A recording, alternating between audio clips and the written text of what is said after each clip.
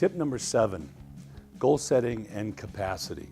I want to set some goals for my business. Usually I do this about November. And there are 3 calculations that I'm going to run. If you remember, and you go back to one of our previous tips about balancing our business out, we want our fixed expenses to be 20%. So I want to earn $200,000 this year. At the bottom line, at the end of the day, when we're all done, I want to put $200,000 in my bank at the end of the year, not counting my salary for working in the business.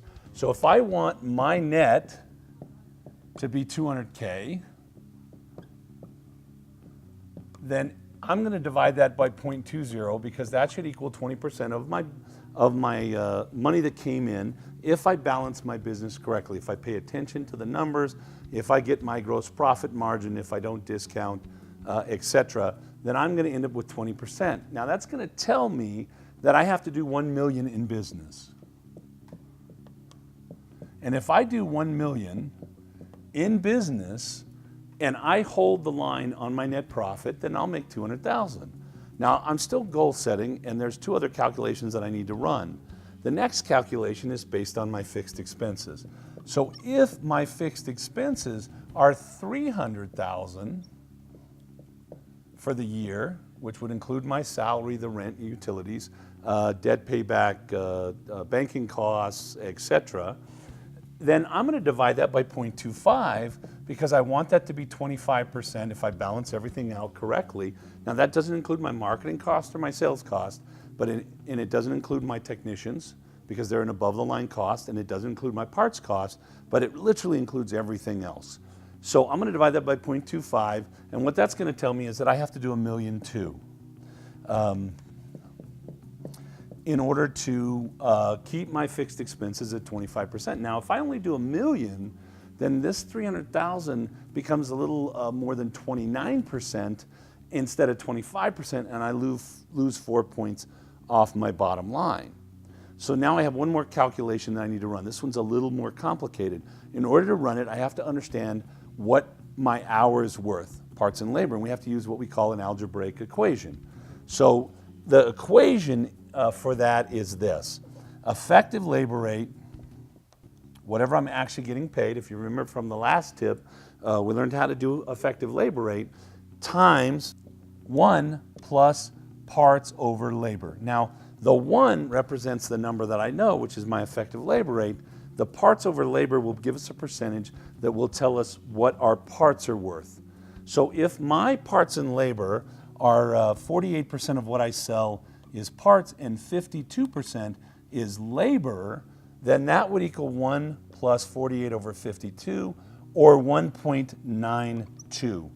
And if my effective labor rate is $120 an hour, it would be 120 times 1.92, and that would tell me that my hour is worth $230.40. So every time one of my technicians goes out and does an hour worth of work between my parts and my labor, I get paid $230.40. Now, if I have 3 technicians, I need those 3 technicians to be 100% productive. So I would take my 3 techs, we'll put it here, 3 techs times 1,920 hours. Now, they have the capacity to do 2,080 hours if they work every week, but they're not going to work every week. They're going to take a vacation. They are going to be sick one day. They're going to want to take some days with their family, whatever that is. So what I'm doing by using 1920 instead of 2,080 is I am accounting for a month of time off between holidays, vacation, etc.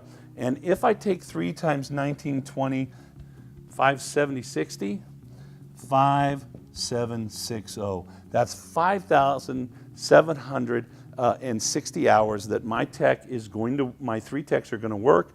And if I multiply that times $230.40, let's see, I got to think about this.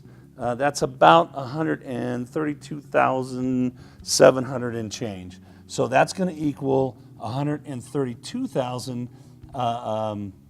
Excuse me, 1,327,000 and whatever the change is, XXX dollars. So I have to do 1.327 million based on the fact that I have 3 technicians. And if I don't do a 1.3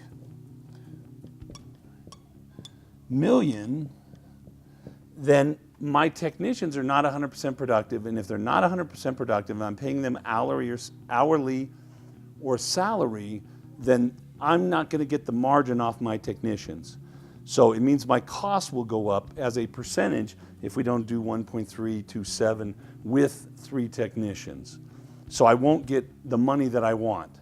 So I have to take the greater of the 3. This one's $1 million, this is $1.2 million, and this one is $1.3 million.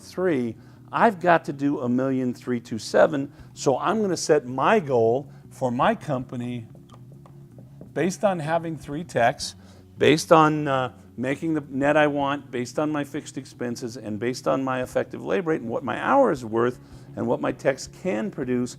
My goal is going to be $1,350,000 as a goal for my company, and I need to do this and hold margin throughout in order for this to get me what I want in my company. Now, this is something that should be done October, November, and plan for next year. We know what this year's fixed expenses are.